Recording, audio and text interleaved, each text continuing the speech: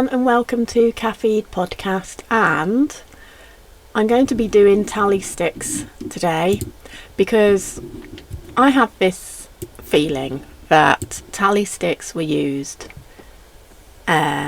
before the coins. We know that, but I feel that they were used and introduced into the Millennial Kingdom, which I believe happened. So I believe that the reign of Jesus for 1,000 years has been and gone, and we are now in Revelation 20 of the Bible, and that is Satan's season.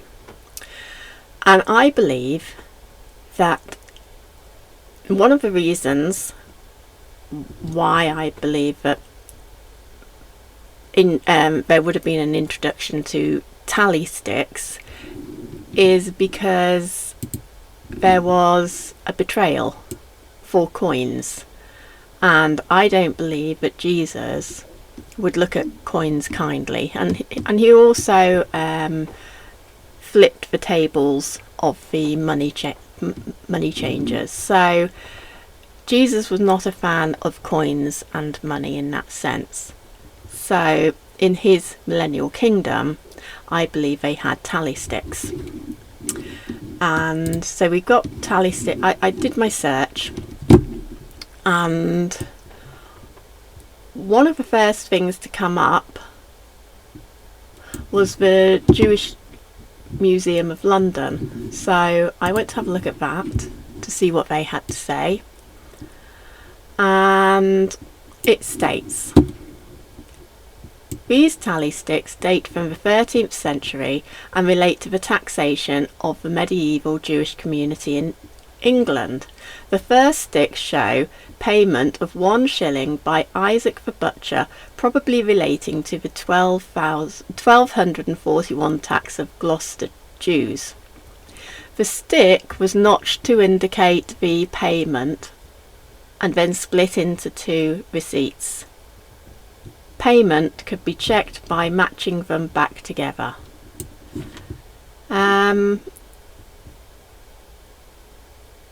Okay, so it the way it's written, it makes it sound like only Jews were taxed, and I haven't checked on that to see if that is the case, but that's the way in which this has been written by this museum. The next bit's really interesting. Jews came to England following the Norman invasion in 1066. And I looked into this, and they moved in just a couple of years later. So, okay, the largest community formed in London, but soon people settled elsewhere, building networks of trade. As Jews were not allowed to own land outside towns or join the new craft guilds, many became moneylenders, a role forbidden by Christians. Right. Hostility towards Jews was common, so they've just admitted that they came in after England was invaded. So England, the people of England, their home was invaded. And then people of a different ideology, let's say, turned to a certain profession which was forbidden in that country. It was forbidden amongst the religious group in that country. So you've come, so your friends have invaded, because I do believe they were friends, because it later, not this website, but another website states that they were invited by the Normans. And you've been invited by the invaders, and then you start up professions which are forbidden in that country. Hostility towards Jews was common. And that sentence makes it sound as if they are the victims in this. And it's just a very bizarre sentence to place in there. I mean, they've just admitted there was a lack of respect, there was an invasion, and there was just complete disrespect for the workings of that society. Don't care, want to do what I want to do. Hostility towards Jews was common. I don't know. Maybe I'm just... I don't think that the whole that sentence needs to be in there, because it's as if it's attempting to portray that group as victims in this. The first blood libel in Europe occurred at Norwich in England in 1144. And in 1190, the Jewish community of York was destroyed. During the 13th century, Jews began to lose their economic role as the rules against Christian money lending was relaxed.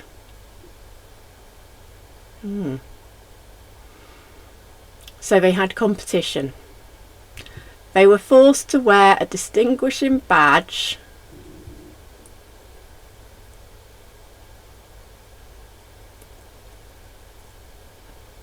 and that was in the 13th century. That element keeps popping up, doesn't it? That's more of a recent thing as well. Interesting.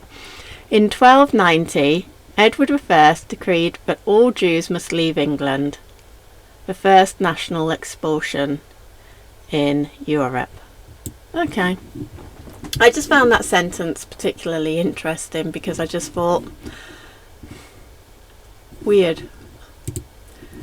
There's a few more here which I'll leave in the notes. They were commonly used in London.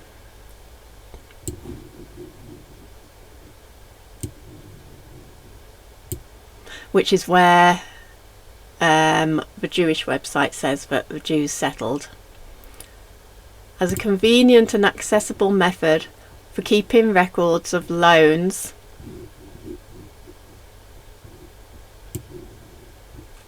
or other payments. Okay. They were popularised during the reign of King Henry I and used until the 19th century. This is interesting because I'll turn to another page later.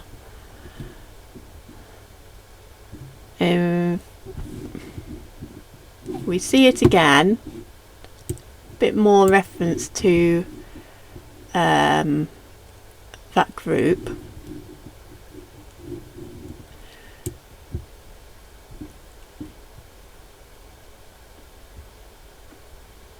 The payer's name and date of transaction were carved on both sides, and the stick was split in half lengthways, with one side known as the foil going to the debtor and the other known as the stock. So you've got the stockholder going to the creditor as proof of the transaction.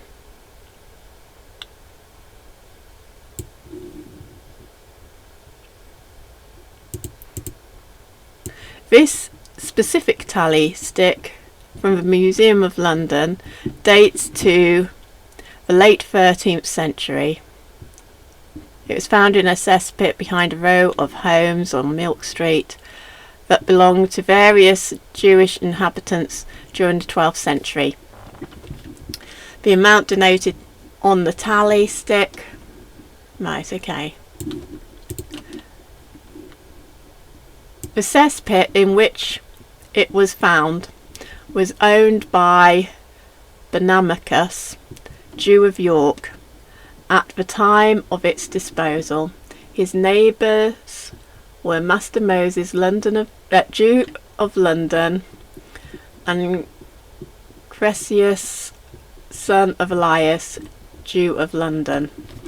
Jews were often moneylenders, so it is highly probable the stick belonged to one of them and was tossed after a debt had been repaid.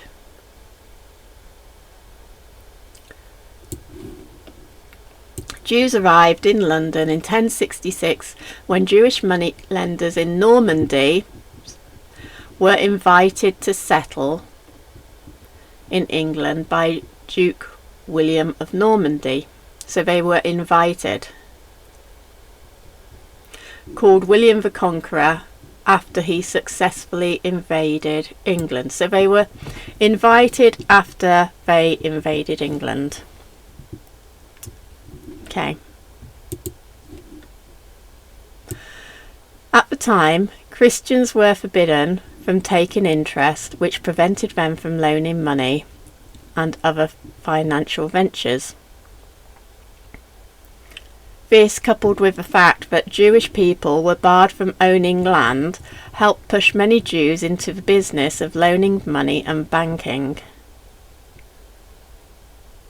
The Jewish association with money lending also made them the target of anger by debtors. Well, I don't think, this is just a theory, but I believe that people were probably forced into these tally sticks, and I'll explain to you why I say that. I think that it's this one. So, unfortunately, I couldn't find this on the link. This is Cambridge Dictionary for tally stick, and it says here, I've just lost it.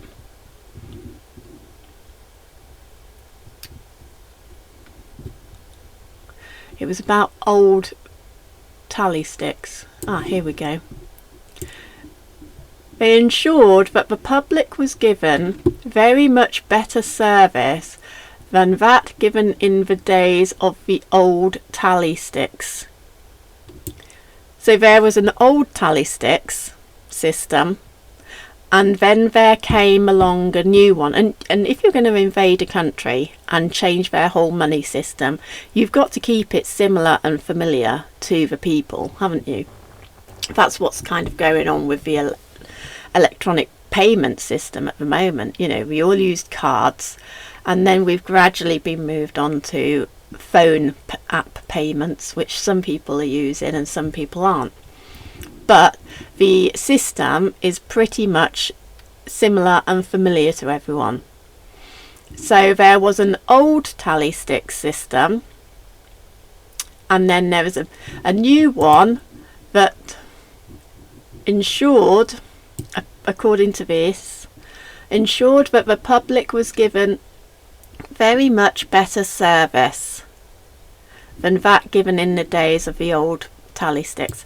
I suppose what that means is sort of like how we have smart meters today. You know, we had the original meters, and now we have the smart meters, don't we? And they're apparently giving us a better service. Now there's some, I think there's 4 million to date, which have broken down, which isn't very good. But it's a better service, according to the government and the corporations behind it. So, I believe that the tally sticks were forced onto people,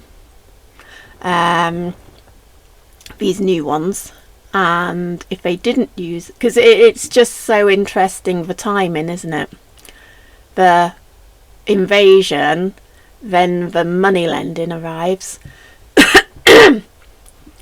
And maybe what happened was they increased the taxes to an eye-watering amount that people just couldn't pay, so they had to borrow money to pay off those sorts of taxes. I mean, I would imagine if that was the case, they wouldn't keep the records, I would imagine. So where this is made comment, I can't actually open this link. So I copied the phrase and I found it here. This is a 1953 speech in the House of Commons, I think. This is a Welsh website. This is interesting because the Welsh are allowed to speak Welsh, but the English, for some reason, are not allowed to speak Old English. In fact, you're not allowed to see the St. George's flag anywhere in the UK, I mean, or in England, because apparently it's a sign of racism. It's shocking. So, as a Welsh woman, I am disgusted that the English are not allowed to speak Old English if the Welsh are allowed to speak Old Welsh and have their children educated in it. That riles me up because it's clearly discrimination. So this was 1953. Mr. Jeffrey Stevens. And in this, they're talking about how new institutes for chartered accountants were created, specifically to so that they followed certain rules and agendas, I guess. And then later on it talks about the old tally sticks, which I've just mentioned. I can't see where that is. I'll have a read through. In moving this amendment, I must declare an interest because I am a member of the Institute of Chartered Accountants in England and Wales. I wonder how many of our MPs are within these institutes. Probably all of them. The first of the bodies named in the amendment. Approximately 120 years ago, a fire occurred which burned down the then Palace of Westminster. That fire was caused by the destruction of the tools of the trade of bookkeeping. That will be these tally sticks, these old ones.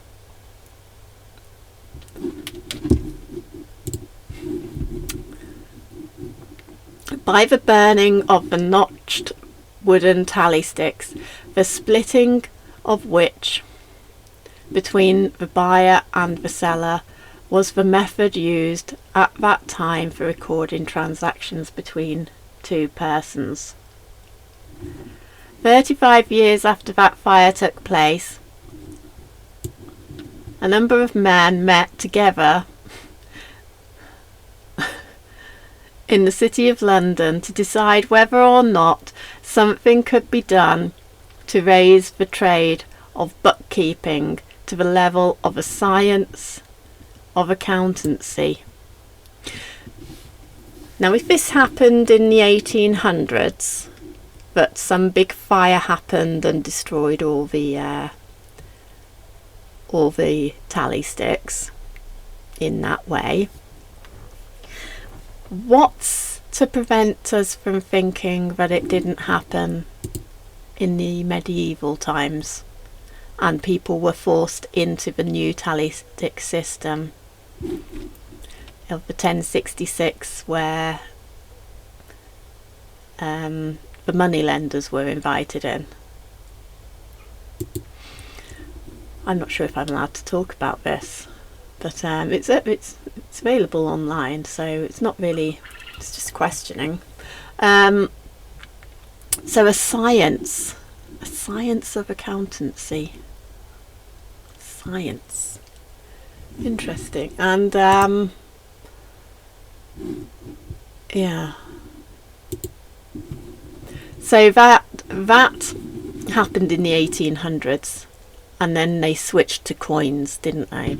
And very few people would have had coins back then, but they would have been saved over a period of time by the money lenders, I guess, so that they were ahead. To that end, these men, oh yeah, and this group of men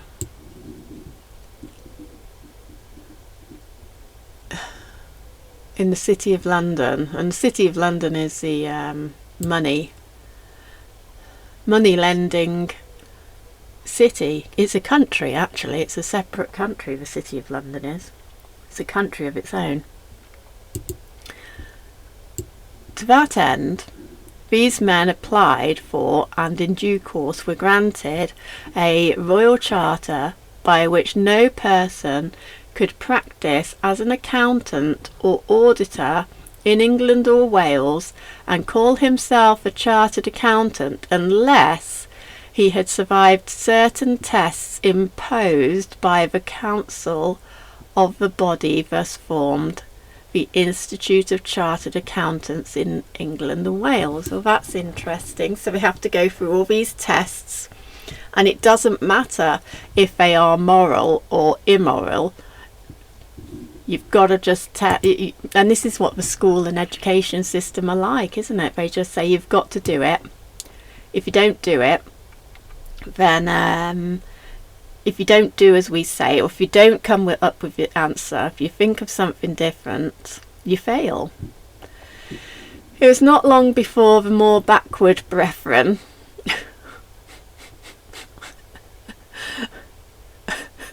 of the order in Scotland established faculties in accountancy in Aberdeen, Edinburgh and Glasgow, and soon after in Ireland as well.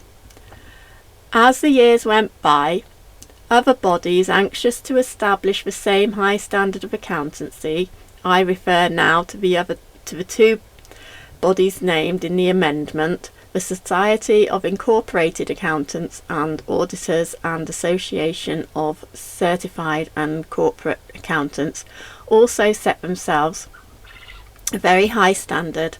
They prevented membership of these bodies until the applicant had passed these high tests. So when you pass these, if you're not willing, and this is maybe something that people worry about with the medical system as well now, if you're training to become that professional, if you see a moral corruption within that training and you say I object to doing that, then you don't get that job. Doesn't matter how hard and you don't get the certificate to practice that job, that profession. There is no doubt that the bodies which took these steps improved the status of their own members, but they did very much more than that. And here we get that comment about the old tally sticks.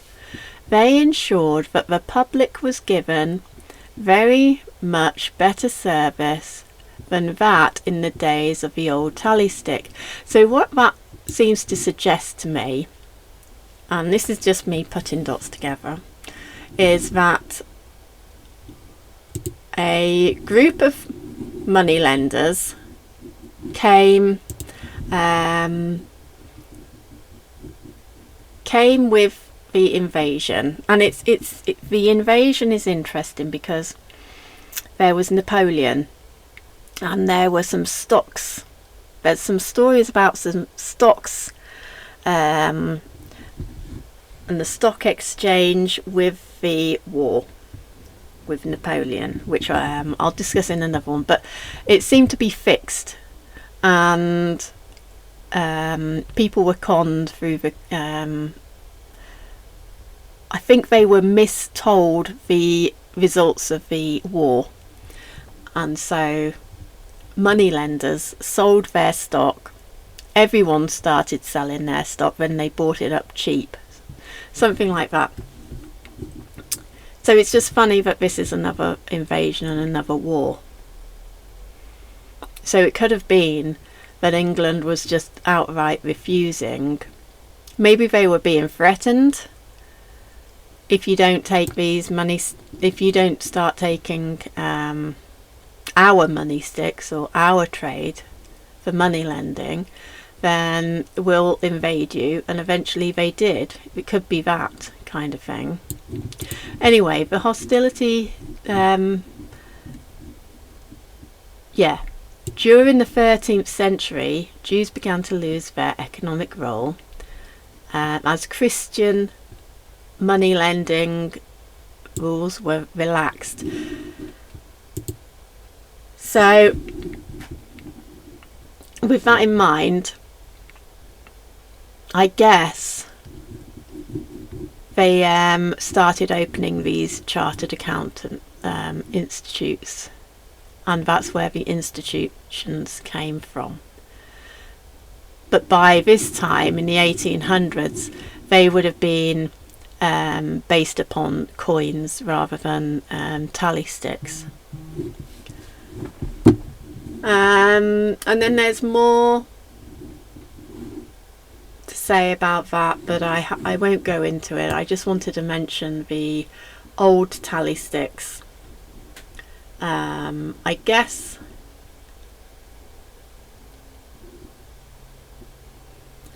guess these tally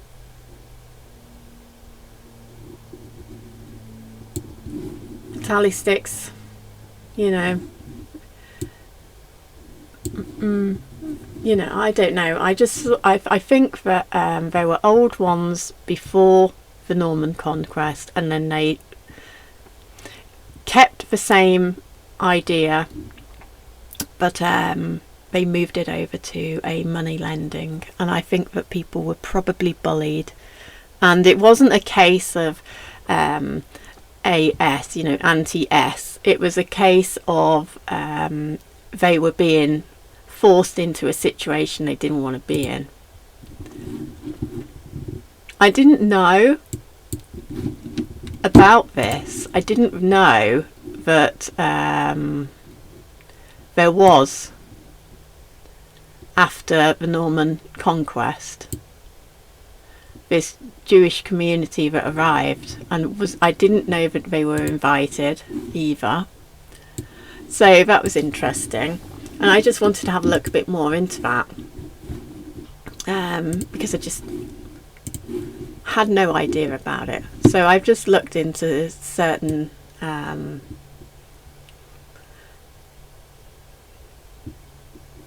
aspects of it, which you can have a look in your own time. I did say that I was going to talk about the Pied Piper, but I feel that I probably will have to do that in another time, because I'm sure that this is running quite long. But it's interesting that this group of people arrived in 1066. Usury, forbidden to Christians and considered a sin. I think the thing is, we've slackened off so much and we're paying the price for it now. Next video, I will discuss the folk stories such as Pied Piper and where I think that fits in. I think that these were real stories, not mythical, and I think they were used as scare tactics to get people onto coins and onto money systems. So if they didn't pay up, they would have their children, they were threatened to have their children taken. And I think this all stems from the tally sticks and the invasions. So, I don't know if I can put this up on certain platforms, but it's going to be on all of them for as long as I can. I don't really see what the problem is if I did put it on all of them, because it's only talking about all of this, which is apparently Key Stage 3 and Key Stage 4 in schools. So we're obviously learning about it in school, so that's good. That's a good thing. I hope that people are thinking about it while they're learning about it and analysing it, and analysing it critically as well. So please leave a comment, please share, please like and subscribe, and if you think that tally sticks were the system in, if you believe that there was a Millennial Kingdom, it's been and gone, and we're now in Satan's season, although not all of you will, but I'll be interested in your views of this. Thank you. Bye.